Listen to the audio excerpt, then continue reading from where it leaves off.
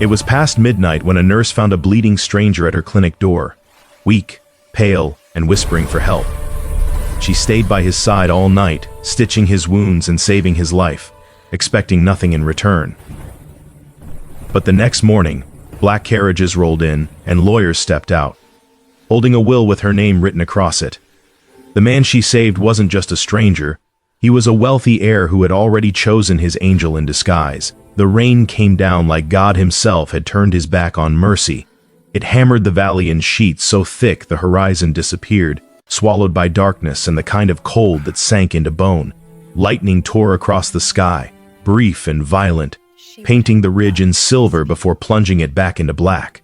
The wind screamed through the pines, bending them low, and somewhere in that chaos, between thunder and the roar of the creek rising past its banks, something moved, a shadow, stumbling, falling. Clara Wynne stood at the window of the clinic, her arms crossed tight against her chest, watching the storm devour the world outside. The glass rattled in its frame. The lantern on the table behind her flickered, casting her silhouette long and thin across the wooden floor. She hadn't meant to stay this late. The last patient had left hours ago, a farmer's boy with a twisted ankle, his mother clutching his hand like the world might take him if she let go. Clara had wrapped the joint, sent them home, and intended to follow, but the storm had come fast, and now she stood alone in a building that felt too small for the noise pressing in from every side. She turned from the window, exhaling slow. The clinic smelled of carbolic soap and old wood, the kind of place that held onto its ghost whether you wanted it to or not.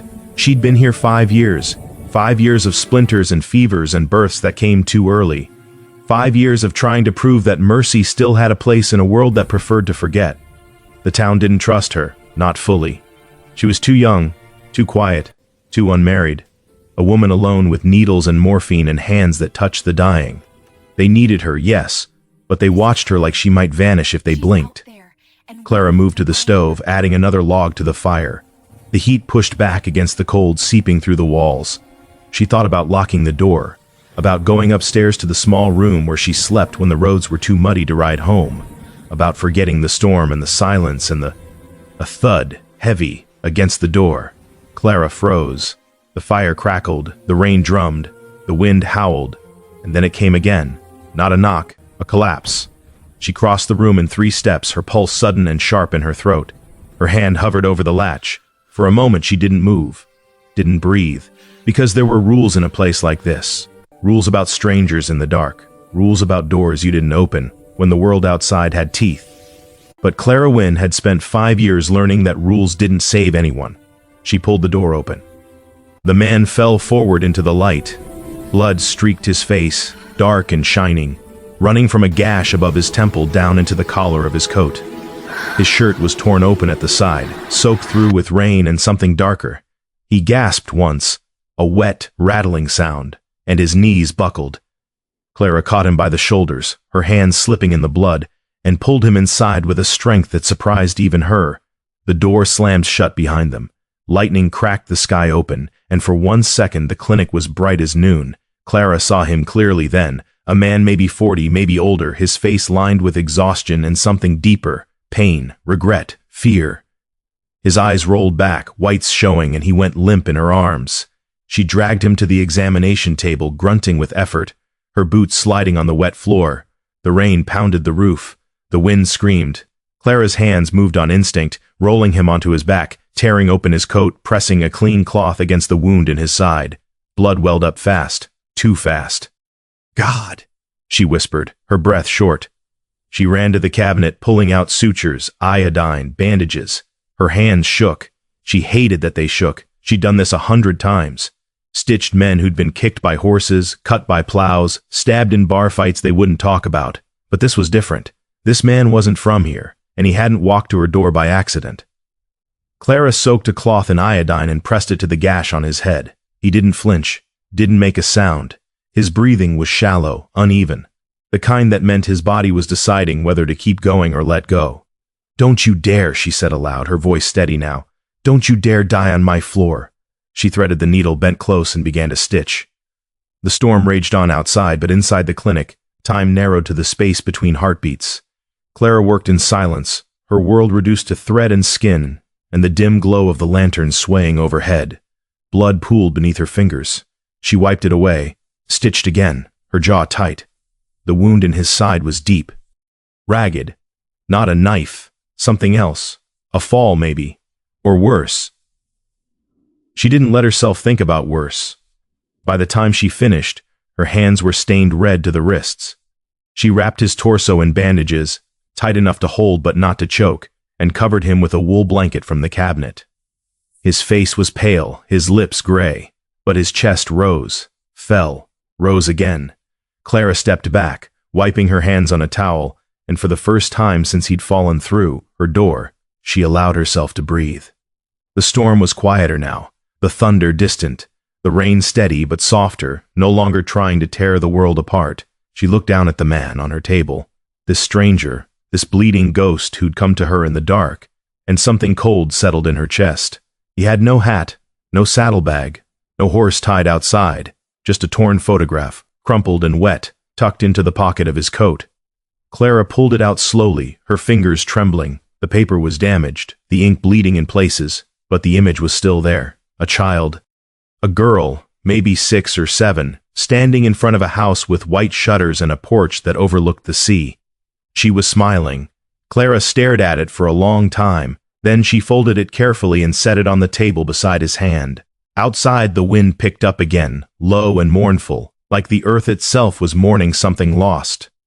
Clara pulled a chair close to the table and sat down. She didn't sleep, didn't move, just watched the rise and fall of his chest, the faint color returning to his face. She didn't know who he was, didn't know what he'd done or where he'd come from. But she knew one thing. She'd pulled him from the storm. And that meant, for better or worse, his life was now tangled with hers. Dawn came slow and gray, the sky heavy with clouds that hadn't finished weeping. Clara stood at the window again, her arms wrapped around herself, staring out at the muddy road that led into town. Smoke rose from chimneys in the distance. The valley was waking up. Behind her, the man stirred, a soft groan, a shift of weight. Clara turned, her heart suddenly loud in her ears.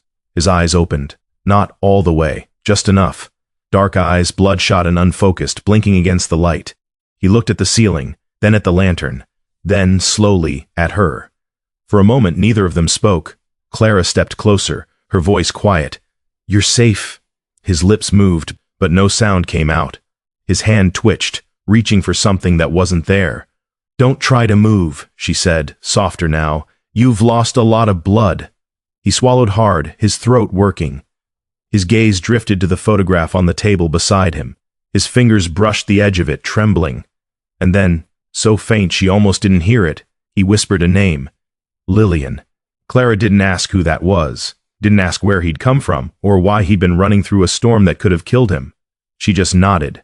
"Rest," she said. His eyes closed again, his breathing evening out. Clara stood there a moment longer, watching him. Then she walked to the door, pulled it open, and stepped outside into the cold, damp morning. The storm had passed, but standing there, staring at the valley below, Clara Wynne knew something had changed. The world felt different now, heavier, like the weight of a choice she hadn't meant to make was settling onto her shoulders, quiet and inevitable. She looked back at the clinic, at the light still burning inside, and for the first time in 5 years, she wondered if mercy was something you gave, or something that was given to you. Behind her, the wind whispered through the pines, and somewhere far off, a crow called out into the morning, its voice sharp and cold. The rain had stopped, but the world it left behind felt fragile, like glass held together by hope and nothing else. Clara stood in the doorway of the clinic, a tin cup of coffee steaming in her hands, watching the mist rise off the valley floor. The sun was trying to break through, pale and uncertain, casting everything in silver light. The road into town was a river of mud. The trees dripped. The air tasted clean and sharp, the way it always did after a storm, as if the earth had been scrubbed raw.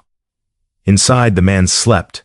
He drifted in and out through the night, murmuring things Clara couldn't make sense of, names, half-formed apologies, words in a language that might have been pain or memory or both. She checked his wounds twice, changed the bandages once. The fever had started just before dawn, burning through him like a wildfire, and she'd spent an hour pressing cool cloths to his forehead, whispering things she wasn't sure he could hear. "You're going to be fine," she'd said. "You're going to live." She didn't know if she believed it, but she said it anyway. Now, as the morning stretched long and quiet, Clara felt the exhaustion settle into her bones. She hadn't slept, hadn't eaten. Her hands ached from the stitching, and there was blood under her nails she couldn't seem to scrub out. She took a sip of coffee, bitter and hot, and tried to convince herself that what she'd done was right. It had to be. Behind her, the floorboards creaked. Clara turned, half expecting to see him standing there, but the clinic was still. The man lay on the examination table where she'd left him, his chest rising and falling in steady rhythm now. The fever had broken sometime in the last hour, leaving his skin pale but no longer burning. She set the coffee down and walked over, checking his pulse at the wrist. Strong, steady. Relief flooded through her, sudden and overwhelming. He was going to live. Clara pulled the blanket up higher around his shoulders and stepped back. For a moment, she just looked at him. This stranger who'd stumbled into her life in the worst way possible. His face was rough, unshaven, lined with years she couldn't guess. There was a scar along his jaw, old and faded. His hands, resting on top of the blanket, were calloused and scarred too. Working hands, hands that had built things, broken things. Who was he? And why had he been running? The photograph was still on the table beside him, the little girl smiling up from the crumpled paper. Clara picked it up, studying it in the morning light. The house in the background had a name carved into the wood above the door, but the ink had bled too much to read. The child's face was clear, though. Round cheeks, dark hair, a dress with lace at the collar. Someone loved that child, and this man, whoever he was, carried her picture like it was the only thing worth saving. Clara set the photograph back down and turned toward the stove. She needed to eat, needed to think, needed to figure out what came next. Because the town would hear about this. They always did. She was pouring oatmeal into a pot when the sound of hooves broke the morning silence. Clara's heart jumped into her throat. She moved to the window, careful to stay out of sight, and peered through the gap in the curtain. A rider was coming up the road, slow, deliberate, the horse picking its way through the mud. Clara recognized the silhouette immediately. Sheriff Donovan, tall in the saddle, his coat dark and heavy, his hat pulled low.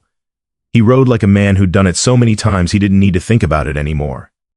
The horse stopped just outside the clinic, and Donovan dismounted, his boots hitting the ground with a wet squelch. Clara's pulse hammered. She glanced back at the man on the table. Still asleep, still breathing. The knock came a moment later, firm, authoritative, the kind of knock that expected an answer. Clara wiped her hands on her apron, steadied her breathing, and opened the door. Donovan stood on the step, rain still dripping from the brim of his hat. He was a man in his 50s, broad-shouldered and stern, with a face that looked like it had forgotten how to smile sometime around the war. His eyes were sharp, though, always watching, always weighing. "Morning, Nurse Wynne," he said, his voice low and even. "Sheriff," Clara replied, keeping her tone neutral.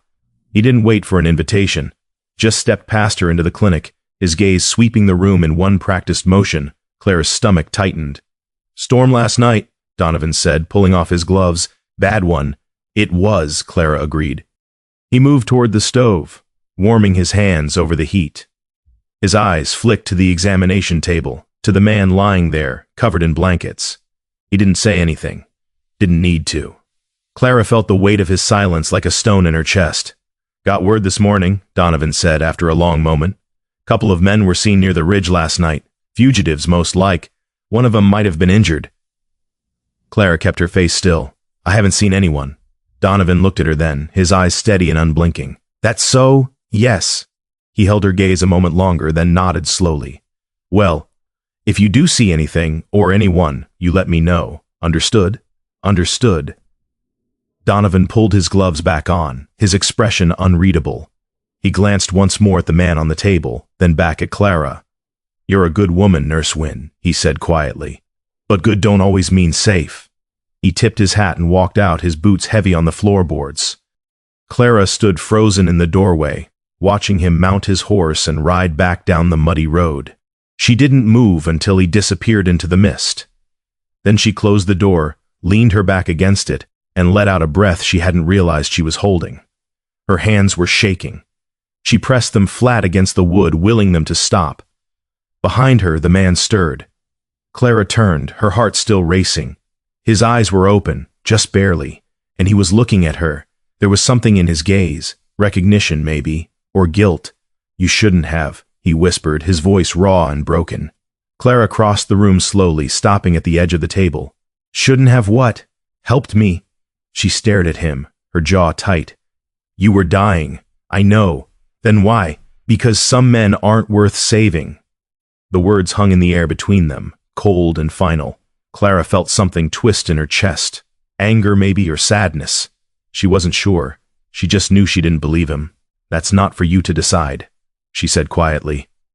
His eyes closed again, his breathing shallow. You don't know what I've done. No, Clara said. I don't. She pulled the blanket up higher around him, her hands steady now. But I know what I've done, she continued, and I'm not sorry for it. He didn't respond, didn't open his eyes, just lay there, silent and still, like a man who'd already made peace with whatever was coming. Clara turned away, moving back to the stove. She stirred the oatmeal, her mind racing. Fugitives, the sheriff's warning, the photograph, the man without a name. Outside, the wind picked up again, low and mournful, carrying with it the scent of wet earth and pine. And somewhere in the distance, a bell tolled, slow, rhythmic, marking the passage of time in a world that didn't wait for anyone. Clara ate in silence, standing by the window, watching the valley below. The town was waking up. Smoke rose from chimneys. Wagons rolled down the main street. Life went on, oblivious to the storm that had passed and the stranger it had left behind. She thought about the sheriff's words. Good don't always mean safe. She thought about the man's whisper. Some men aren't worth saving. And she thought about the little girl in the photograph, smiling up from a porch by the sea. Clara set her bowl down and turned back to the table. The man was awake again, his eyes open and clear now, watching her. What's your name? She asked. He hesitated. For a moment she thought he wouldn't answer. Then quietly he said, Eli. Eli, Clara repeated, testing the weight of it. Eli what? He looked away, toward the window. Ward. Eli Ward. He nodded, barely. Clara crossed her arms, studying him. What were you running from, Eli Ward? He didn't answer. The sheriff says you're a fugitive. Still nothing. Are you? His jaw tightened. His hands clenched into fists beneath the blanket. And then, so quietly she almost didn't hear it, he said, Yes. Clara felt the words settle over her like snow. Cold, quiet, inevitable. She should have been afraid. Should have thrown him out, called the sheriff back, washed her hands of the whole thing. But she wasn't. And she didn't. Because somewhere in the past 12 hours, between the storm and the blood and the whispered names, she'd made a choice. And now she had to live with it. Then you'll stay here, she said. Eli's eyes snapped to hers, disbelief flickering across his face. What? You'll stay here, Clara repeated, her voice firm, until you're strong enough to walk. And then what? She didn't know, so she said the only thing she could, and then we'll figure it out. Eli stared at her for a long moment, his expression unreadable. Then he looked away, his jaw working. You're making a mistake, he said. Maybe. They'll come for me. I know. They'll come for you too. Clara met his gaze, steady and unflinching. I know, she said again. Outside, the sun finally broke through the clouds, spilling pale gold light across the valley. And inside the clinic, in the space between mercy and consequence, two broken people sat in silence, bound together by a storm they hadn't asked for and a choice they couldn't take back. The days that followed were quiet, too quiet, like the world was holding its breath, waiting to see what would happen next. Not in ways you could see all at once, not in the shape of the trees or the color of the sky, but in the small things, the way the light fell softer through the windows, the way the air smelled of wet earth and new growth, the way silence stopped feeling like an absence and started feeling like a presence. Clara noticed it first in the mornings. She'd wake before dawn, the room still dark, and lie there listening to the sound of breathing that wasn't her own. Eli slept in the corner now, on a cot she'd dragged down from the storage room. He'd insisted on moving off the examination table after the third day, said he didn't want to take up space she might need for real patients. She'd told him he was a real patient. He'd looked at her like he didn't believe it, but he'd moved anyway. Now, in the pale gray light before sunrise, Clara would listen to the rhythm of his breathing, steady, even, alive, and feel something settle in her chest that she couldn't name. Relief, maybe, or something quieter than that. Something that felt like the absence of fear. She rose quietly, pulling a shawl over her nightgown, and moved to the stove. The fire had burned down to embers overnight, and she built it back up slowly, adding kindling and logs until the flames caught and the warmth began to push back against the cold. Behind her, Eli stirred. "You don't sleep much," he said, his voice rough with mourning. Clara didn't turn around. "Neither do you. Old habit." She set the kettle on to boil, measuring out tea leaves into 2 cups. What kind of habit keeps a man awake? Eli was quiet for a moment. Then, the kind that knows what's waiting in the dark. Clara glanced over her shoulder. He was sitting up now, the blanket pooled around his waist, his hands resting on his knees. The bandages around his torso were clean. She'd changed them yesterday. And the wound beneath was healing. Slowly, but healing. His face looked different in the morning light. Less haunted. More human. "You've been dreaming," Clara said. It wasn't a question. Eli's jaw tightened. "Yeah. Bad ones? They're all bad." Clara poured the boiling water into the cups, watching the tea darken. "You talk in your sleep." He looked up sharply. "What do I say? Names. Apologies." She carried the cups over, handing him one. "Things I don't understand." Eli took the tea, wrapping his hands around the warmth. He stared down into it like he might find answers there. "I'm sorry. Don't be. I'm keeping you awake." "I told you," Clara said, sitting down in the chair across from him. "I don't sleep much either." They drank in silence, the steam rising between them. Outside, the first birds began to sing, tentative at first, then bolder, the world waking up. Eli set his cup down after a while, his hands still wrapped around it. "The fence out back," he said. "It's broken." Clara blinked. "What?" "The fence. Near the woodshed. Couple of the posts are rotted through. Whole thing's leaning." "I know. I could fix it." Clara stared at him. "You can barely walk." "I can walk fine." "Eli, I need to do something," he said, and there was something raw in his voice. Something desperate. "I can't just lie here and—" He stopped, swallowing hard. "Please." Clara looked at him for a long moment, saw the plea in his eyes, the need to be useful, to be something other than a burden. She understood it. God, she understood it. "All right," she said quietly. Eli's shoulders sagged with relief. "But you take it slow," Clara added. "And if you tear those stitches, so help me, I won't." "You will if you're not careful." "I'll be careful." She wanted to believe him. So she did. By mid-morning, Eli was outside. Clara watched from the window as he moved slowly around the woodshed, examining the fence posts, testing their strength. He moved like a man who'd spent his life working with his hands. Deliberate, methodical, no wasted motion. Even weak and healing, there was a steadiness to him. She turned back to the clinic, to the supplies she was organizing on the shelves. Bandages, tinctures, bottles of iodine and carbolic acid, everything in its place. Everything under control. Except it wasn't. Because the town was talking. She'd heard it yesterday when she'd gone into the general store for flour and salt. Mrs. Brennan at the counter, her voice low and pointed. "Heard you had a visitor during the storm, Nurse Wynne." Clara had kept her face neutral. News travels fast, always does, especially when it's the kind that matters. Clara had paid for her supplies and left without another word. But the damage was done. The whispers had started. And whispers, in a town like this, were as good as accusations. Clara finished organizing the shelves and moved to the examination table, wiping it down with a clean cloth. Her hands moved automatically, her mind elsewhere, on the sheriff's warning. On the look in Eli's eyes when he'd said some men aren't worth saving. On the photograph of the little girl by the sea. On the choice she'd made and the consequences she couldn't see yet but knew were coming. The door opened behind her, and Clara turned.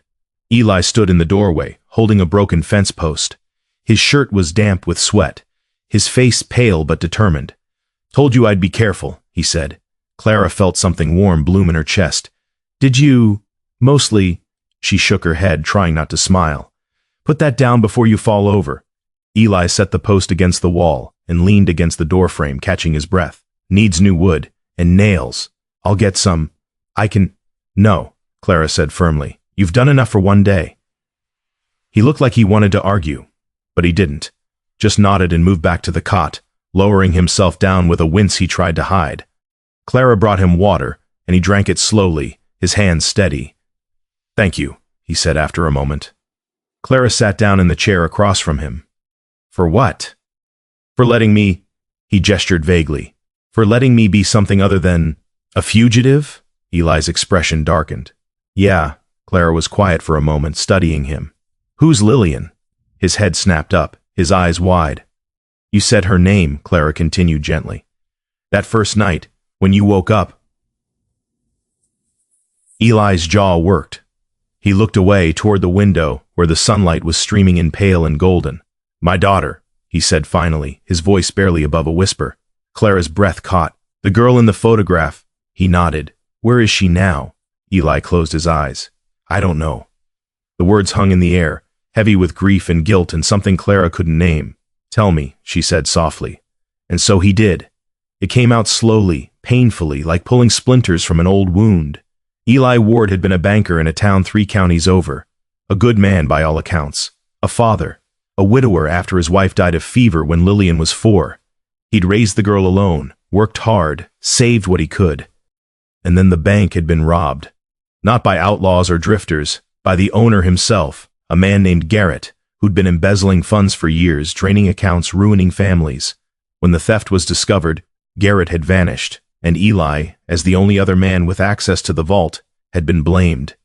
They said I was his accomplice, Eli said, his voice hollow. Said I'd helped him steal it all. They came for me in the night, would have hanged me if I hadn't run. And Lillian? Eli's hands clenched into fists. I sent her away, to her aunt by the coast, thought she'd be safer there, thought I could clear my name and bring her home. But you couldn't. No, Clara felt her throat tighten. How long has it been? 3 years. 3 years. Clara looked at the photograph on the table, at the smiling little girl who'd be older now, 9, maybe 10, growing up without her father. I didn't do it, Eli said, his voice breaking. I didn't steal anything. I tried to stop him, tried to tell them, but no one believed me. Clara reached across the space between them and took his hand. Eli stared at their joined hands like he'd forgotten what touch felt like. I believe you, Clara said. His eyes met hers and she saw the tears there held back by sheer force of will. Why? He whispered. Because I know what it looks like when someone's telling the truth. Eli's breath hitched. He looked away, blinking hard. Clara squeezed his hand once, then let go. They sat in silence as the sun climbed higher, filling the clinic with warm golden light. The days that followed fell into a rhythm. Eli worked on the fence in the mornings, moving slowly, resting often. Clara attended to the few patients who came, a child with a cough, a woman with a sprained wrist, an old man whose hands shook so badly he couldn't hold a cup. She worked quietly, efficiently, aware of Eli's presence outside, the sound of hammer against wood, the steady progress of something being built. In the evenings, they ate together, simple meals, bread, stew, tea. Clara cooked, and Eli washed the dishes afterward, insisting it was the least he could do. They didn't talk much, didn't need to. The silence between them had become comfortable, a language of its own. Sometimes after the dishes were done, Eli would sit by the fire, and Clara would read aloud from one of the few books she owned. Nothing fancy, a volume of poetry her mother had given her, a collection of folk tales. Eli would listen, his eyes half closed, his expression peaceful. And sometimes, Clara would look up from the page and catch him watching her, not with anything improper, just watching, like he was trying to memorize something he knew he'd lose. One evening, as the fire burned low and the shadows grew long, Eli spoke. You ever think about leaving? Clara looked up from her book. Leaving. This place. The town. The clinic. She closed the book, slowly, considering. Sometimes. Where would you go? I don't know. She stared into the fire. Somewhere I'm not watched? She nodded. Eli was quiet for a moment. Then, you're a good person, Clara. It was the first time he'd used her name. Clara felt something shift in her chest. So are you? No. He shook his head. I'm not. You are. You don't know. I know enough. Eli looked at her then, his eyes dark and sad. You see the best in people, even when it's not there, and you see the worst in yourself, even when it's not true. He smiled just a little, a sad, broken thing. Maybe we're both wrong. Maybe, Clara said, or maybe we're both right. Outside, the wind whispered through the trees, carrying with it the scent of pine and rain and the promise of winter not far off. The fence was finished 3 days later. Clara stood beside Eli, looking at the straight, sturdy posts, the rails neatly nailed in place. It was good work, solid, the kind of thing that would last. "Thank you," she said. Eli shrugged. "It's nothing. It's not nothing." He looked at her, and for a moment she thought he might say something real, something that mattered, but he didn't. Just turned and walked back toward the clinic, his shoulders heavy with whatever weight he carried. Clara watched him go, her heart aching in a way she didn't quite understand. That night, as she lay in bed, listening to the sound of his breathing in the dark, she thought about the fence, about the work of his hands, about the way he'd looked at her in the firelight, and she thought about the little girl in the photograph, waiting by the sea, waiting for a father who might never come home. Clara closed her eyes, pulling the blanket up higher. Outside, the wind picked up, low and mournful, and somewhere far off, in the direction of town, a dog howled, long and lonely, like the sound of something ending. The light that evening was the color of honey and regret. It spilled across the valley in long golden rays, painting the clinic walls amber, turning the dust motes into something almost sacred. Clara stood at the stove, stirring a pot of stew that smelled of carrots and thyme and the kind of warmth that made a place feel like home. Eli sat at the small table near the window, mending a torn shirt by the fading light. His hands moved with practiced ease, the needle catching the thread, pulling it through. He'd been stronger these past few days. The pallor had left his face. The tremor in his hands was gone. He looked like a man who might live after all. Clara ladled stew into 2 bowls, set them on the table, and sat down across from him. They ate in companionable silence, the way they'd grown accustomed to. The way that felt less like strangers sharing a meal and more like something Clara didn't dare name. Outside, the sun sank lower, the shadows growing long. Eli set down his spoon and looked at her. "You've been quiet today." Clara glanced up. "Have I?" "More than usual." She traced the rim of her bowl with her finger, not quite meeting his eyes. "Just thinking about how long this can last." The words sat between them, heavy and true. Eli's jaw tightened. He looked away, toward the window. "I know. The town's already talking." "I know," he said again. "The sheriff came by last week. He'll come again." Eli nodded slowly, his expression distant. "I should leave." Clara's chest tightened. "Where would you go?" "Anywhere. West, maybe. Or north. Somewhere they're not looking. They're looking everywhere." "Eli." He met her gaze then, and she saw the resignation there, the acceptance of something he'd known all along. "Then it doesn't matter where I go," he said quietly. Clara opened her mouth to respond, but the words caught in her throat. Because he was right, and they both knew it. She stood abruptly, gathering the bowls, needing something to do with her hands. Eli rose too, reaching for the dishes, but Clara waved him off.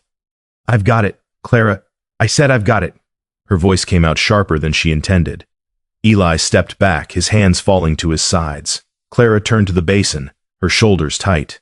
She could feel his eyes on her, could feel the weight of everything unspoken pressing down like a storm about to break.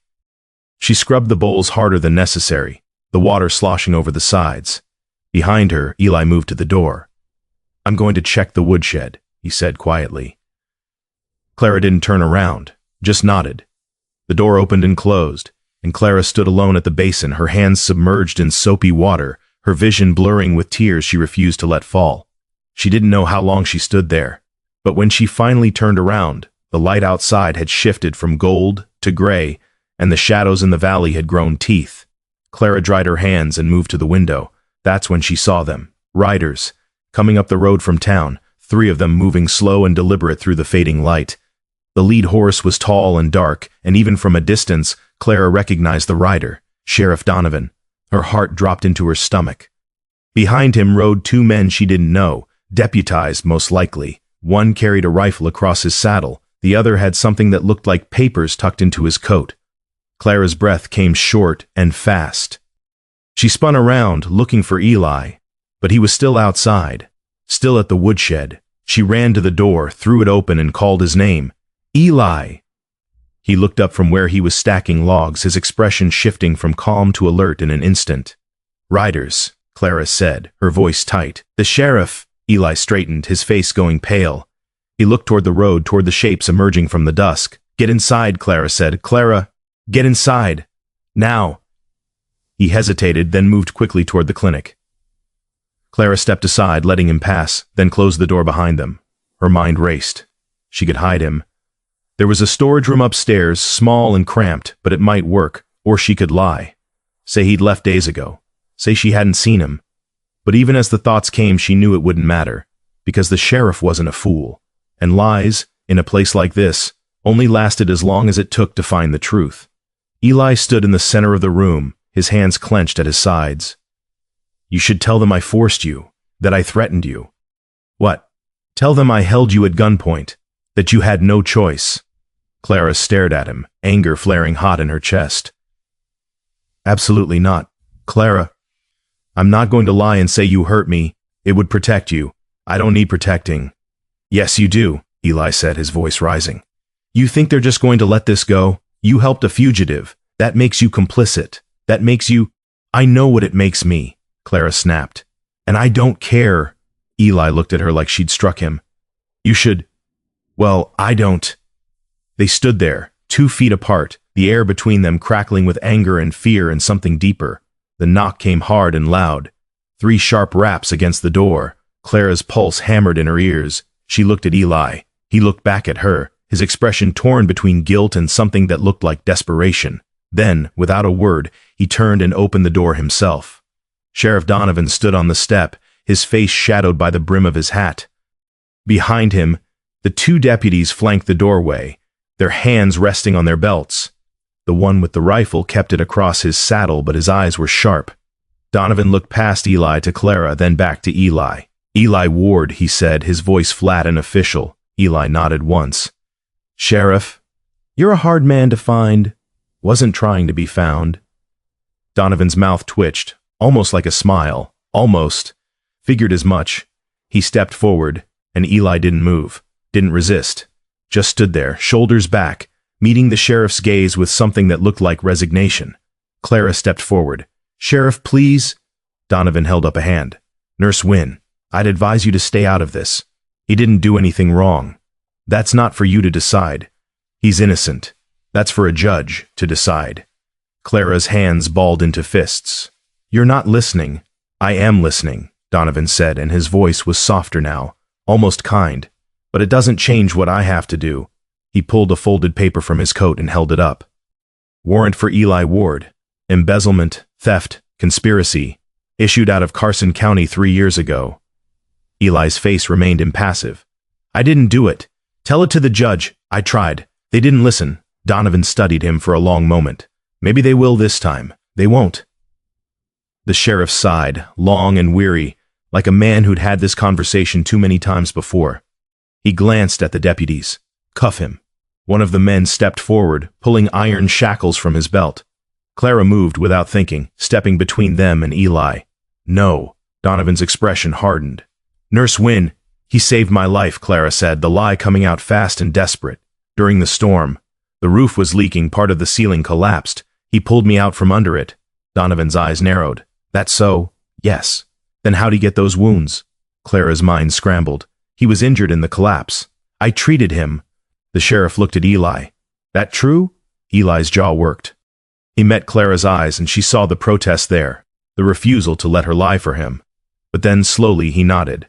"Yeah," he said quietly. "That's true." Donovan didn't look convinced. He glanced around the clinic, his gaze sharp and assessing. "Convenient timing. It's the truth," Clara insisted. The sheriff was quiet for a long moment. Then he looked at Eli again. "You still coming with me, Ward? Hero or not?" Eli nodded. "I know." The deputy stepped forward again, and this time Eli held out his wrists without resistance. The iron cuffs closed around them with a cold, final click. Clara felt something break inside her chest. "Sheriff," she said, her voice shaking now. "Please, give him a chance to prove his innocence. That's what the trial's for." "There won't be a trial. You know there won't be." Donovan's expression softened, just a fraction. "I'm sorry, Nurse Wynne. I truly am." He gestured to the deputies, and they moved to either side of Eli, taking him by the arms. Eli looked back at Clara, and in his eyes she saw everything he couldn't say. Gratitude, regret, goodbye. "Thank you," he said, "for everything." Clara's throat closed up. She couldn't speak, could only stand there, frozen, as they led him out into the twilight. The door closed behind them, and Clara was alone. She stood in the center of the clinic, her hands trembling, her breath coming in short, shallow gasps. Outside, she heard the creak of saddles, the jingle of bridles, the sound of horses moving away. Clara ran to the window, pressed her palms against the glass, and watched as the riders descended the hill. Eli sat on a horse between the two deputies, his shoulders straight despite the shackles. The sheriff led the way, his silhouette dark against the fading light. They grew smaller, until they disappeared into the valley below. Clara's legs gave out. She sank to the floor, her back against the wall, and finally let the tears come.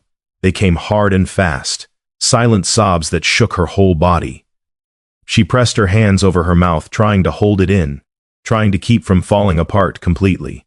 But it was too much. The fear, the helplessness, the knowledge that she'd done everything she could and it still hadn't been enough. She cried until there was nothing left, and then she just sat there, empty and hollow, staring at the door Eli had walked through. The fire in the stove burned down to embers, the light outside faded to black, and the clinic, which had felt almost like home for a few brief fragile days, was just a building again, cold, silent, alone. Clara didn't know how long she sat there, but when she finally stood, her legs stiff and aching, the moon had risen outside the window, pale and distant and indifferent. She moved through the clinic like a ghost, tidying things that didn't need tidying, straightening blankets, organizing bottles, wiping down surfaces that were already clean, anything to keep her hands busy, anything to stop herself from thinking. On the table near the window, she found the photograph, the little girl, Lillian, smiling in front of the house by the sea. Eli must have left it behind. Clara picked it up, her hands gentle, and stared at that small, bright face. She thought about Eli's words, about the 3 years he'd spent running, about the daughter waiting for a father who might never come home. And she thought about the sheriff's warning, weeks ago now, that felt like a lifetime. Good don't always mean safe. Clara set the photograph down carefully. Then she walked to the desk in the corner, pulled out a piece of paper and a pen, and began to write. She wrote through the night, wrote until her hand cramped and her eyes burned, wrote until the first pale light of dawn began to creep through the windows, and when she was finished, she folded the letter carefully, sealed it with wax, and addressed it to the one person who might be able to help. Judge Harlan Monroe, Circuit Court, 2 counties over. She didn't know if he'd read it, didn't know if it would matter, but she had to try, because if mercy had a price, then so did silence. And Clara Wynne had spent too many years being quiet. Outside, the valley woke slowly to a new day. Birds sang, the sun rose, and somewhere in the distance, a rooster crowed. But Clara didn't hear any of it. She was already moving, already planning, already refusing to accept that the story ended here. Because some things were worth fighting for, and some men, no matter what they believed about themselves, were worth saving, even if the whole world said otherwise. The days after they took Eli felt like drowning in slow motion. Clara moved through her routines, tending the fire, boiling water, organizing supplies, but everything felt distant, muffled, like she was watching herself from somewhere far away. The clinic was too quiet now. The silence wasn't peaceful anymore. It was hollow, accusatory, a reminder of the space where someone had been and wasn't anymore. She'd sent the letter to Judge Monroe 3 days ago, paying a rider twice the usual rate to deliver it with speed. Now there was nothing to do but wait. And waiting, Clara had learned, was its own particular kind of torture. The town's judgment came swiftly. Mrs. Brennan stopped coming to the clinic, taking her rheumatism and her gossip elsewhere. The Calloway family, whose youngest daughter Clara had delivered just last spring, crossed the street when they saw her coming.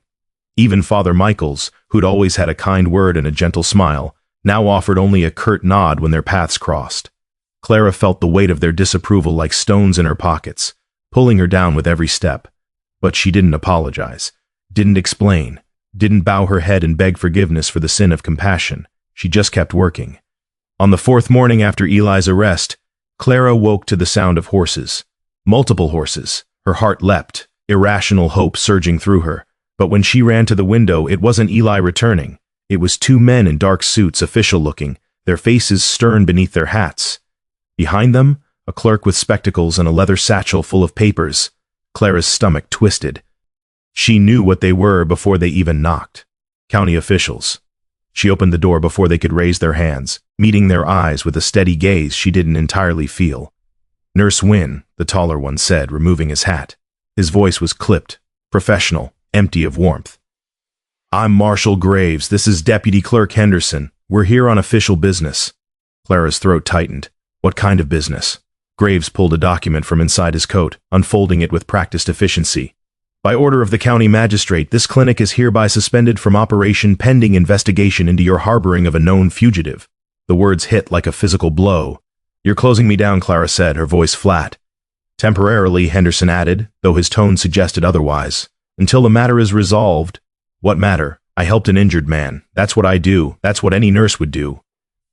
"You aided a fugitive," Graves said. "Whether you knew his status or not, the law is clear. The law is wrong." Graves's expression didn't change. "That's not for you to decide." He gestured to Henderson, who began pulling official seals from his satchel, red wax stamps attached to ribbons, the kind that made things legal and final. Clara watched, numb, as they moved through her clinic, affixing seals to the door, the supply cabinet, the examination table. Her life's work, reduced to forbidden territory with a few pieces of wax and paper. "You'll be notified when you're permitted to resume practice," Graves said, pulling his hat back on. "Until then, this building is to remain closed. No patients, no treatments. Do you understand?" Clara's hands clenched into fists at her sides. "Perfectly." Graves studied her for a moment, something almost like sympathy flickering across his face. "For what it's worth, Nurse Wynne, I believe you meant well. But meaning well isn't always enough." He turned and walked out, Henderson trailing behind him. Clara stood in the doorway, watching them mount their horses and ride away. When they were gone, she looked at the seals on her door, at the official stamps declaring her mercy illegal, her compassion criminal. And for the first time since this all began, Clara felt something sharper than fear. She felt rage. The clinic felt like a tomb now. Clara moved through it slowly, touching things she could no longer use. The examination table where she'd stitched Eli back together, the cabinet where she stored medicines that would now go to waste, the chair where he'd sat in the firelight, listening to her read. Everything was still here, but nothing was the same. She climbed the stairs to her small room, sat on the edge of the bed, and stared at the wall. The weight of isolation pressed down on her shoulders, heavier than it had ever been. She'd always been alone in this town, always a little outside, a little suspect, but now she was cast out completely. And Eli was in a cell somewhere, waiting for a trial that might never come, or worse, one that would end with a rope. Clara's eyes burned, but she didn't cry. She was done crying. The sun crawled across the sky, indifferent to human suffering. Clara sat motionless until the light began to fade, until the shadows grew long and cold. That's when she heard it, a sound downstairs, soft, deliberate. Someone was inside the clinic. Clara's heart hammered. She stood slowly, moving to the door, listening. Footsteps. Someone moving through the main room. She crept down the stairs, silent as she could manage, her hand trailing along the wall for balance. When she reached the bottom, she peered around the corner. A figure stood at the examination table, back turned to her. Small, slight, a woman. Clara stepped into the room. "You shouldn't be here." The woman spun around, gasping.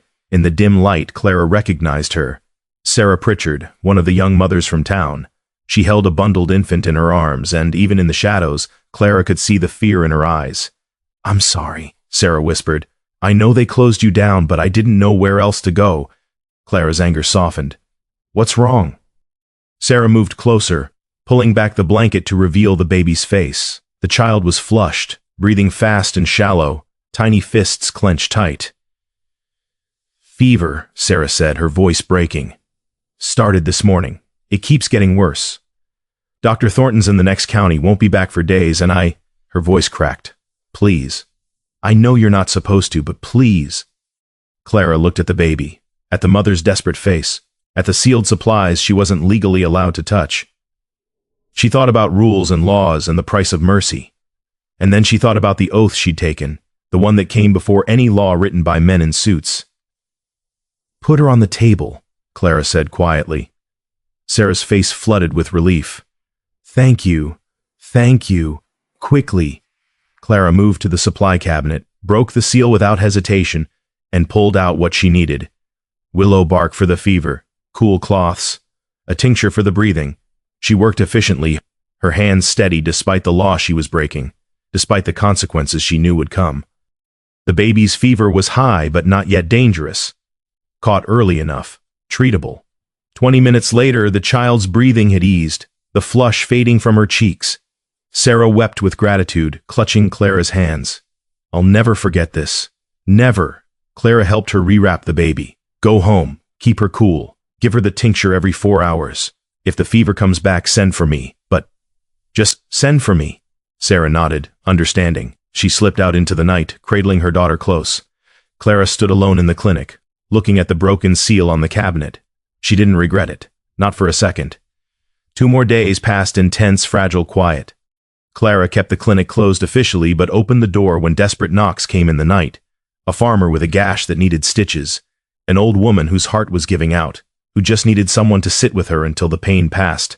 Clara helped them all, and said nothing. On the 7th day after Eli's arrest, a rider came, not officials this time. A young man Clara didn't recognize, dusty from hard travel, carrying a sealed envelope. "Nurse Wynne?" he asked. Clara nodded. He handed her the envelope. "From Carson County Jail." Her heart stopped. The rider tipped his hat and rode away. Clara stood on the steps, staring at the envelope. Her hands trembled as she broke the seal and unfolded the paper inside. The handwriting was cramped, uneven, written with a dull pencil on rough paper.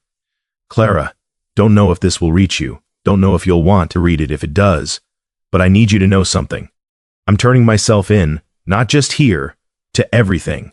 I'm going to plead guilty at the hearing tomorrow. Tell them I acted alone, that Garrett was innocent, and I was the one who took the money." Clara's breath caught. "I know what you're thinking. That it's a lie. That it's wrong. But it's the only way to protect you. If I fight this, they'll dig into who helped me. They'll come after you harder. They'll destroy everything you've built. You gave me something I didn't deserve. A few days of peace. A reminder that I was human before I was a fugitive. That's more than I had any right to expect. Don't try to stop this. Don't send letters or fight for me. Just let me do this one thing right. Thank you for seeing the man I used to be, even when I couldn't see him myself. Take care of Lillian if you can. The address is with her aunt, 42 Seawind Lane, Crescent Bay. Eli." Clara read it 3 times, each word sinking deeper, cutting sharper. He was going to confess to something he didn't do, to save her. "No," Clara whispered, then louder, "No." She ran inside, grabbed her coat, her few coins, her resolve. If Eli Ward thought she was going to stand by and let him sacrifice himself, he didn't know her at all. The hearing was tomorrow. Carson County was a full day's ride. Clara saddled her horse in record time, packed what little she'd need, and left the clinic behind without looking back. The valley stretched before her, vast and indifferent. But Clara rode hard, her heart pounding with purpose and fury and the stubborn, reckless hope that she wasn't too late. Behind her, the sun set in shades of fire and ash. And ahead, in a jail cell somewhere, a good man prepared to lie for the sake of the woman who'd refused to let him die. But mercy, Clara had learned, wasn't something you gave once and walked away from. It was something you fought for, even when the world said you'd already lost. The road stretched long and dark before her, but Clara didn't slow down, didn't look back, just rode toward the impossible, refusing to accept that some debts could only be paid in ruin. Because if Eli Ward could choose sacrifice, then Clara Wynne could choose defiance. And together, maybe, just maybe, they could choose justice instead. The stars came out overhead, cold and distant, but Clara's resolve burned warmer than any fire. And the night, for all its darkness, didn't feel quite so endless anymore. Clara reached Carson County as dawn broke over the eastern hills, painting the sky in shades of bruised purple and gray. Her horse was lathered and trembling, its breath coming in great heaving gasps. Clara's own body ached from hours in the saddle, her hands blistered from the reins, her back screaming with every movement. But she didn't stop, couldn't stop. The town was larger than hers. A proper county seat with a courthouse, a jail, shops lined up along a main street that was already stirring to life. Merchants opening shutters, a blacksmith's hammer ringing against anvil, the smell of bread from a bakery somewhere nearby. Clara rode straight to the courthouse, a 2-story brick building with white columns that tried to look more impressive than it was.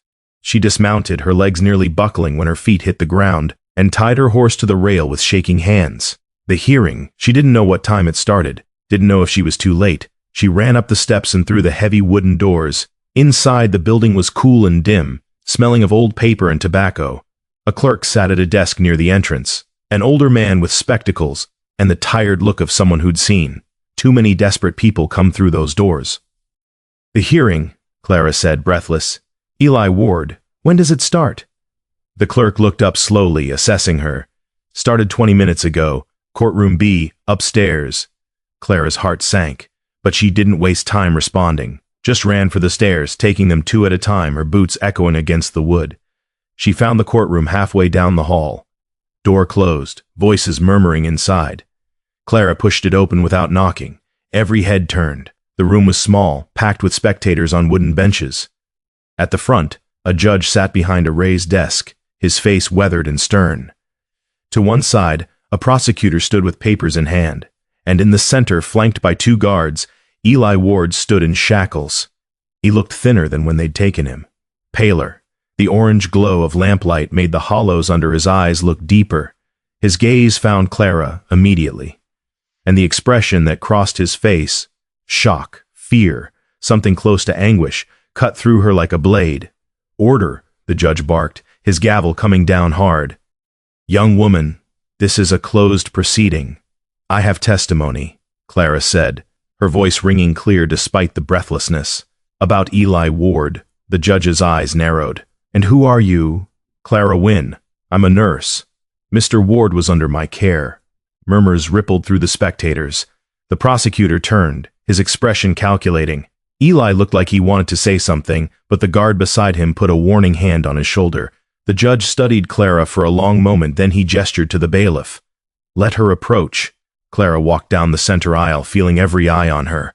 She stopped at the rail that separated the gallery from the court, her hands gripping the polished wood. Your Honor, she began, Eli Ward is innocent. That's what we're here to determine, the judge said dryly. No, you don't understand. He's about to confess to something he didn't do. To protect me. The prosecutor stepped forward. Your Honor, this is highly irregular. Let her speak, the judge said, raising a hand. He looked at Clara. Continue. Clara took a breath, choosing her words carefully.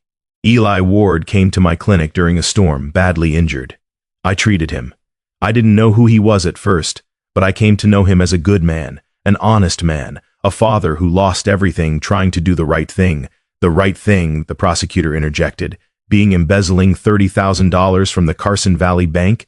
He didn't embezzle anything, Clara said sharply. The real thief was his employer, a man named Garrett. Garrett is dead, the prosecutor said. Convenient for whoever wants Eli to take the blame. The judge leaned forward. Young woman, do you have evidence to support this claim?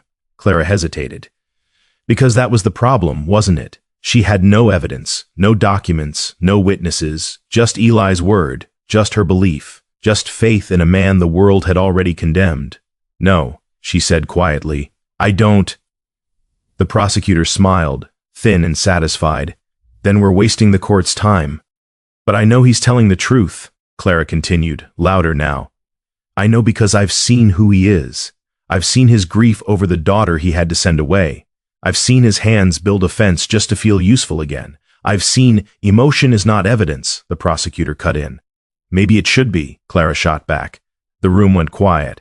The judge regarded her with something that might have been respect or might have been pity. Miss Wynne, I appreciate your conviction, but this court deals in facts, not feelings. Unless you have something concrete to present, I'm afraid. The door at the back of the courtroom opened. Everyone turned. A man entered, tall, well-dressed, carrying a leather briefcase that looked expensive. His hair was silver at the temples, his face sharp and intelligent. He moved with the confidence of someone used to being heard. Your Honor, the man said, his voice smooth and commanding. My name is Vincent Mallory. I represent the estate of Richard Garrett. The prosecutor's smile faltered. The estate? Yes. Mallory moved to the front of the room, setting his briefcase on the table. I apologize for the interruption, but there have been developments in this case that the court needs to hear.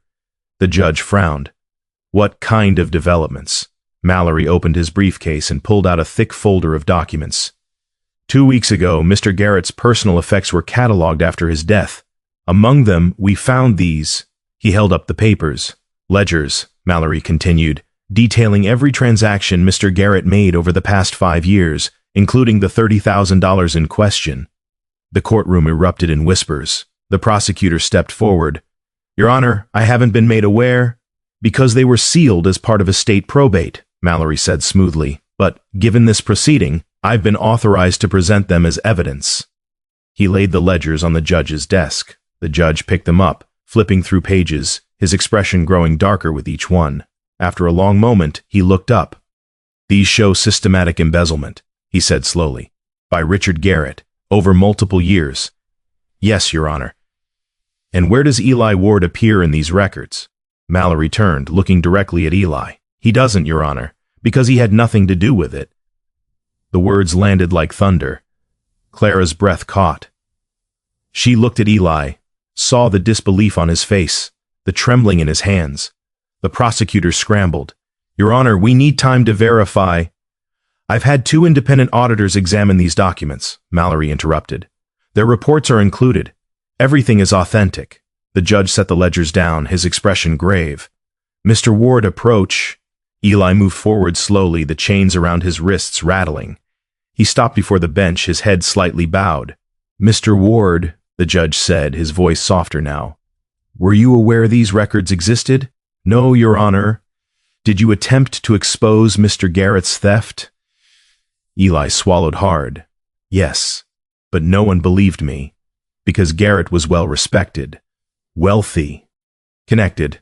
The judge's jaw tightened, and you were easier to blame. Eli didn't respond, didn't need to. The judge looked at the prosecutor, motioned to dismiss all charges against Eli Ward. Immediately, the prosecutor's face went red. Your Honor, immediately. The gavel came down. The sound echoed through the courtroom like a bell. Clara's knees went weak. She gripped the rail to keep from falling, tears streaming down her face before she even realized she was crying. Eli stood frozen, like he couldn't quite process what had just happened. The bailiff moved forward, unlocking the shackles. They fell away with a dull clank. Eli rubbed his wrists, staring at his own hands like they belonged to someone else. The judge's voice cut through the noise. Mr. Ward, you're free to go, and you have this court's apology for the years you spent running from a crime you didn't commit. Eli looked up, his eyes shining. Thank you, Your Honor. The judge nodded. Then he looked at Mallory. Counselor, you said you represent Garrett's estate. What happens to it now? Mallory reached into his briefcase again. That's the other matter, Your Honor. Mr. Garrett's will was discovered along with the ledgers. He pulled out another document, this one sealed with red wax. It's unusual, Mallory continued. Apparently written in the final weeks of his life when his guilt had become unbearable. He broke the seal and unfolded the will. Richard Garrett left no living family. But in this document he acknowledges his crimes, and he leaves the entirety of his estate, including the recovered embezzled funds, to be distributed to those he harmed. The prosecutor leaned in. How much are we talking about? After debts and restitution to the bank, approximately $47,000. The room went silent. Mallory looked at Eli. Mr. Ward, as the man most directly harmed by Mr. Garrett's actions, you are named as the primary beneficiary. Eli stared at him. What? The estate is yours, Mr. Ward, all of it. Eli shook his head slowly, like he was trying to wake from a dream. I don't understand. Garrett couldn't face what he'd done, Mallory explained. Couldn't live with the knowledge that an innocent man was running for his crimes. So he wrote this will, then took his own life. He left you everything as restitution. Clara felt like the floor had dropped out from under her. $47,000. Eli wasn't just free, he was wealthy. The judge looked at Eli with something close to sympathy. Blood money, perhaps, but yours by right. What you do with it is your choice. Eli stood there, silent, his face pale. Then he looked across the room, his eyes finding Clara's, and in that moment she saw everything he'd carried, the guilt, the grief, the years of running, finally begin to lift. The hearing was adjourned. The courtroom emptied slowly, people filing out with hushed voices and backward glances. Clara stayed where she was, her hands still gripping the rail, watching as Eli spoke quietly with Mallory near the front. After what felt like hours, Eli turned and walked toward her. He stopped a few feet away, and for a moment they just looked at each other. Then Clara closed the distance and threw her arms around him. Eli stiffened in surprise, then wrapped his arms around her, holding on like she was the only solid thing in a world that had just turned itself inside out. "You came," he whispered against her hair. "Of course I came. I told you not to. When have I ever listened to you?" Eli laughed, a broken disbelieving sound, and held her tighter. They stood like that for a long moment, two people who'd been drowning finally finding air. When they finally pulled apart, Clara saw the tears on his face. "I don't know what to do," Eli said. "With the money, with any of this." Clara smiled through her own tears. "I think you do." He looked at her, questioning. "Go get your daughter," Clara said simply. Eli's face crumpled. He pressed his hand over his mouth, shoulders shaking. Clara took his hand and held it tight. "Go get Lillian," she said again. "Bring her home." Outside the courthouse, the sun had fully risen, bright and warm and clean. Clara and Eli stood on the steps, squinting against the light. "What about you?" Eli asked. "Your clinic will reopen," Clara said. "Once I prove I wasn't harboring a criminal." Eli smiled. "You were, though, was not. I was treating a patient who happened to be a fugitive, who happened to be innocent." Eli shook his head, still smiling. "You're impossible." "So I've been told." They walked down the steps together, side by side. At the bottom, Eli stopped. "Clara." She turned. "Thank you," he said, "for not giving up on me, even when I'd given up on myself." Clara reached out and squeezed his hand once. "Someone had to believe in you, Eli Ward. Might as well have been me." Eli nodded, his throat working. Then he mounted the horse Mallory had provided for him, and Clara climbed onto hers. "Where will you go first?" Clara asked. Eli pulled out the crumpled photograph, now protected in a leather case Mallory had given him. He looked at his daughter's face. "Crescent Bay," he said, "to bring my girl home. And then?" Eli looked at Clara, and there was something new in his eyes. "Hope. Purpose. Then I'm going to do what Garrett should have done from the beginning. Use that money to help people who need it. Build clinics, fund schools, make something good come from all that pain." Clara felt warmth bloom in her chest. That sounds exactly right. They rode out of Carson County together, side by side, until the road forked. Eli going north toward the sea, Clara heading west toward home. They paused at the crossroads. "Will I see you again?" Eli asked. Clara smiled. "I think you will." "Good."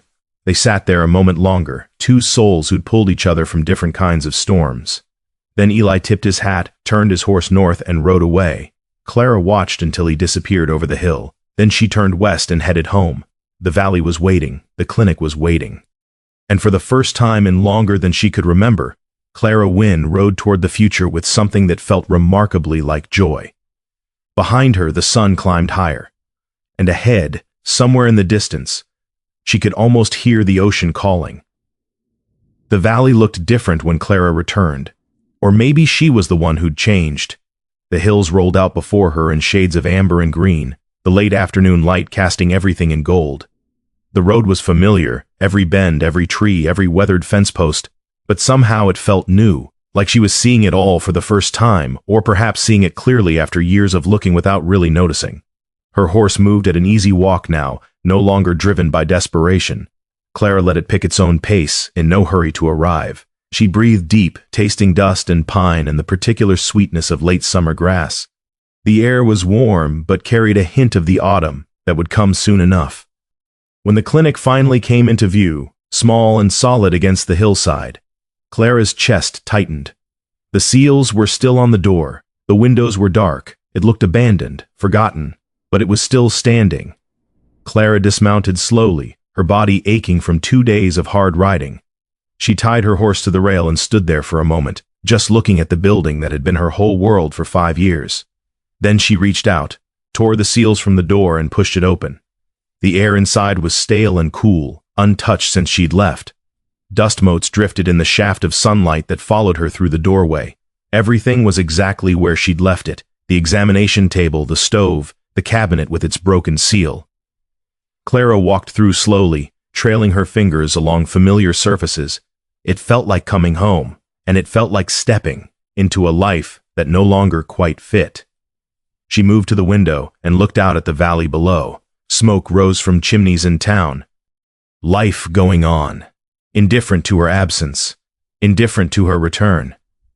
Clara wondered how long it would take before they trusted her again, if they ever would.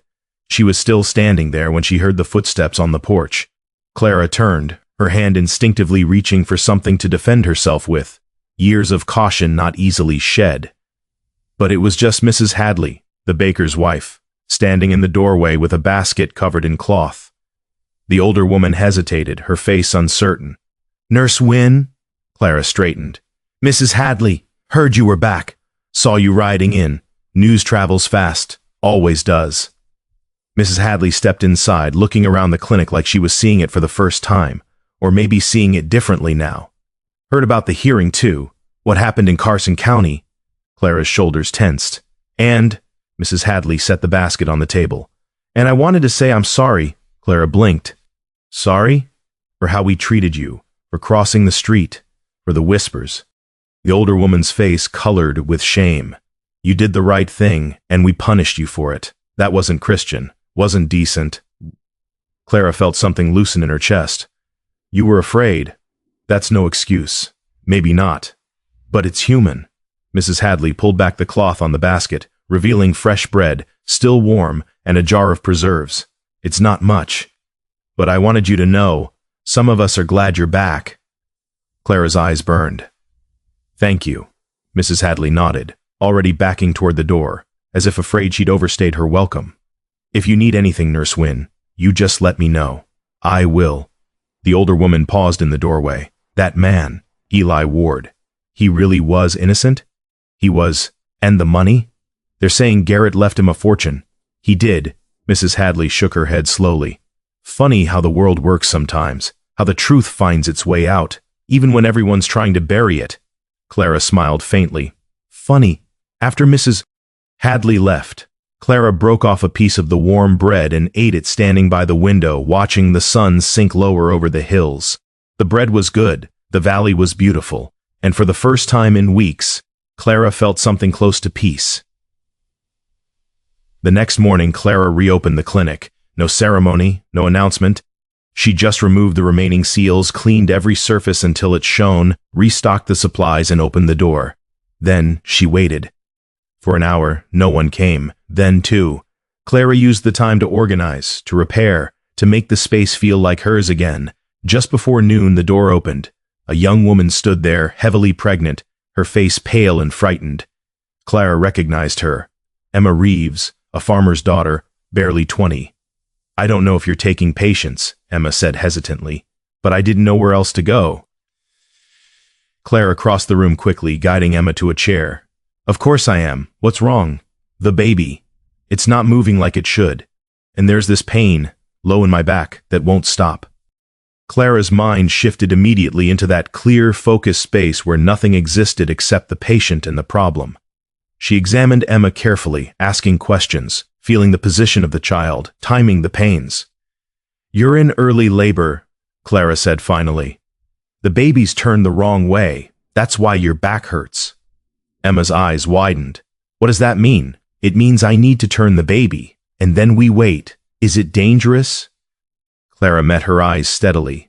"It can be, but I've done it before, and I'll do everything I can to make sure you and your baby are safe." Emma nodded, tears sliding down her cheeks. "Okay." Clara worked through the afternoon, her hands sure and steady, guiding the baby into position through patience and pressure, and the kind of knowledge that came from years of practice. Emma gripped the sides of the table, breathing through the pain, trusting Clara with her life and her child's. By evening, the baby had turned. By midnight, Emma's daughter was born. Small but healthy, with a fierce cry that filled the clinic with sound and life. Emma wept with relief and exhaustion, cradling her baby against her chest. Clara cleaned the infant, wrapped her in a soft blanket, and handed her back to her mother. "She's perfect," Emma whispered. "She is. Thank you. Thank you so much." Clara squeezed Emma's hand. "Rest now. I'll send word to your family in the morning." Emma's husband arrived at dawn, his face haggard with worry that melted into joy when he saw his wife and daughter alive and well. He tried to pay Clara, pressing coins into her hand, but she closed his fingers around the money. "Take care of your family," she said. "That's payment enough." After they left, Clara stood in the quiet clinic, exhaustion settling into her bones. But it was a good exhaustion. The kind that came from purpose, from being exactly where she was meant to be. The weeks that followed fell into a rhythm. Patients returned slowly at first. The desperate, the curious, the ones who'd never stopped believing in her. Then, more steadily, the whispers didn't disappear entirely, but they softened, shifted, became stories of the nurse who'd risked everything to save an innocent man, the nurse who'd stood before a judge and demanded justice. Clara didn't encourage the stories, didn't correct them either. She just worked, tended fevers and breaks and births, stitched wounds and dispensed medicine, and sat with the dying when there was nothing left to do but bear witness. The clinic filled with life again, and slowly so did Clara. She kept Eli's photograph on the shelf by the window, the little girl by the sea, not as a shrine, but as a reminder of courage, of mercy, of the fact that sometimes saving one person meant saving yourself. Autumn arrived with golden light and crisp mornings. Clara stood outside the clinic one afternoon, watching leaves drift from the oak tree near the road, when she heard the sound of a wagon. She looked up. A single horse and cart, moving slowly up the hill. A man driving, and beside him, Clara's breath caught, a child, dark-haired, maybe 10 years old now, wearing a blue dress with lace at the collar. The wagon stopped in front of the clinic. Eli climbed down first, moving easily now, healthy and whole. He reached up and lifted the girl down, setting her gently on the ground. Then he looked at Clara, and smiled. Clara's eyes filled with tears before she could stop them. "Clara," Eli said, his voice warm, "I'd like you to meet my daughter." The girl stepped forward shyly, her dark eyes wide and curious. "Hello." Clara crouched down to her level. "Hello, Lillian. I've heard so much about you." Lillian tilted her head. "Are you the nurse who saved my papa?" Clara glanced at Eli, who shrugged, smiling. "I suppose I am," Clara said. "Then I should say thank you." And before Clara could respond, the little girl threw her arms around her neck and hugged tight. Clara closed her eyes, holding this child she'd never met but had carried in her heart for months. When they pulled apart, Lillian was smiling, bright and open and alive.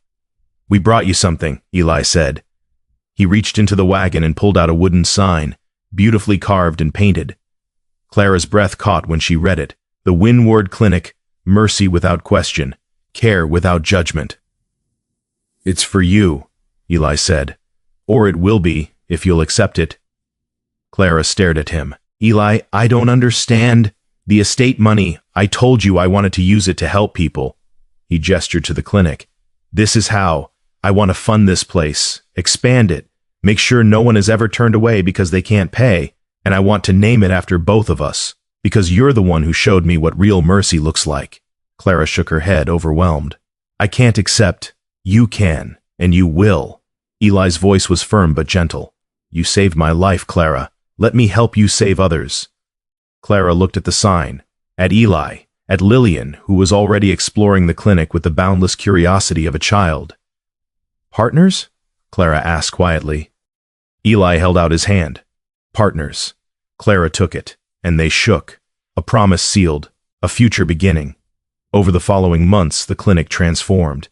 Eli used Garrett's money to build an addition, 2 new rooms for patients who needed longer care, a proper storage area for supplies, even a small library of medical texts that Clara had only dreamed of owning.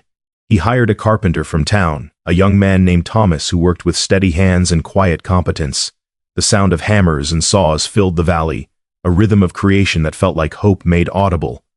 Lillian became a fixture at the clinic too, helping where she could, rolling bandages and organizing supplies with the seriousness of someone who understood the weight of the work. She was bright and curious, asking Clara endless questions about anatomy and medicine, and why the body did what it did. "She has your mind," Clara told Eli one evening, as they watched Lillian carefully label bottles on the shelf. "And her mother's heart," Eli said quietly. Clara glanced at him. He rarely spoke of his late wife, but when he did, it was with a tenderness that made Clara ache. "She would be proud of you," Clara said, "of how you've raised her, of what you're building here." Eli was quiet for a moment. Then, "I hope so." By the time winter arrived, the addition was complete. They held no grand opening, no celebration.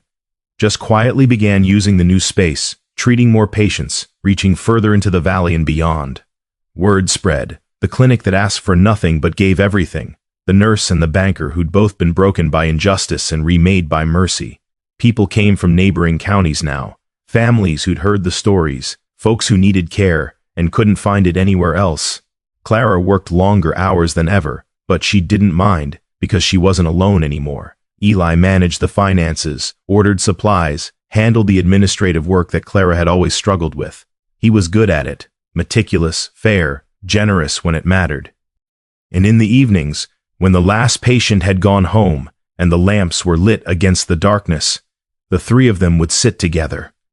Eli would read aloud from newspapers or books. Lillian would practice her letters. Clara would mend or organize or simply sit, feeling the strange and wonderful weight of something she'd never expected to have. Family. Not by blood, but by choice, by shared purpose and hard-won trust and the kind of love that grew slowly, rooted in respect and gratitude and the knowledge that they'd all survived storms that should have destroyed them. Spring came early that year. The valley exploded with wildflowers. Lupine and poppy and Indian paintbrush turning the hillsides into tapestries of color. The air smelled of rain and new growth and possibility. Clara stood outside the clinic one morning, breathing it all in. Behind her, the door opened. Eli stepped out, 2 cups of coffee in hand. He offered one to Clara, and she took it gratefully. They stood side by side, sipping coffee, watching the sun rise over the valley. "You know what today is?" Eli asked. Clara thought for a moment, then shook her head. "1 year," Eli said. "Since the storm that brought me here." Clara looked at him, surprised. "Has it really been that long? Feels like yesterday. Feels like forever." "Both," Clara agreed. Eli turned to face her, his expression serious. "Clara, I need to tell you something." Her heart skipped. "What?" "I've been thinking about what comes next. For Lillian, for the clinic, for—" He paused, searching for words. "For all of us." Clara waited, her chest tight. "I want to stay," Eli said. "Not just for a while, permanently. Build a life here. Make this place home." He met her eyes. "If that's all right with you." Clara felt warmth spread through her chest, blooming like those wildflowers on the hillside. "It's more than all right," she said softly. Eli's shoulders sagged with relief. "Good. Because Lillian's already decided she's never leaving. Says you're teaching her to be a nurse." Clara laughed. "She's a quick learner, takes after her teacher." They stood there a moment longer, the morning bright and clean around them. "Eli?" Clara said. "Yeah? Thank you. For choosing this. For choosing—" She gestured vaguely at the clinic, the valley, the life they were building. "All of it." Eli smiled, and it was the kind of smile that reached his eyes, that transformed his whole face. "Thank you for not letting me die on your floor." Clara shook her head, laughing. "Seemed like the right thing to do at the time." "Best decision you ever made?" "Second best," Clara corrected. "What was the first?" "Putting your name on the sign." Eli's smile softened into something deeper. "Partners, partners," Clara agreed. Inside the clinic, they heard Lillian singing to herself, her voice bright and clear and unburdened by the weight that had once crushed her father. The sound drifted out into the morning like a blessing. Clara and Eli finished their coffee in silence, watching the valley wake up, smoke rising from chimneys, birds calling from the trees, the whole world beginning again. On the shelf inside, the photograph of the house by the sea sat beside the new sign, both reminders of where they'd been and where they were going. The storms had passed, the wounds had healed, and in their place, something new had grown. Something that looked remarkably like hope, like home, like the kind of future worth fighting for, worth building, worth believing in even when the world said it was impossible. Clara looked at Eli, at the clinic behind them, at the valley stretching out in all its golden morning glory. And she thought about Mercy. Not as something you gave and walked away from, but as something you lived, every day, in every choice, in every life you touched, and every life that touched you back. She thought about the stranger who'd fallen through her door in a storm, bleeding and broken and convinced he wasn't worth saving, and she thought about how wrong he'd been, how wrong they'd all been, because every life was worth saving. Every soul deserved a second chance. And sometimes, if you were brave enough to offer mercy when the world demanded judgment, you saved more than just one person. You saved yourself too. The sun climbed higher, spilling gold across everything it touched.